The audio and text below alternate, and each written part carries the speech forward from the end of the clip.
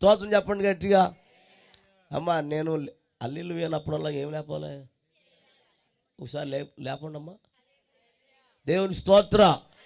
హల్లెలూయా. ఇలాగే అంతమాన alleluia alleluia అని అన్నాను ముమ్మడివరంలో. ముమ్మడివరం తెలుసమ్మా? ఎరా ఎక్కడది? అది వెరీ గుడ్, బాగా చెప్పు. అక్కడ యానో రూట్లో ఉంటుంది అది. హల్లెలూయా హల్లెలూయా హల్లెలూయా హల్లెలూయా అన్నాను నేను. ఆవిడికి సిరాకు వచ్చేసింది. అందులో ఒక ఆవిడికి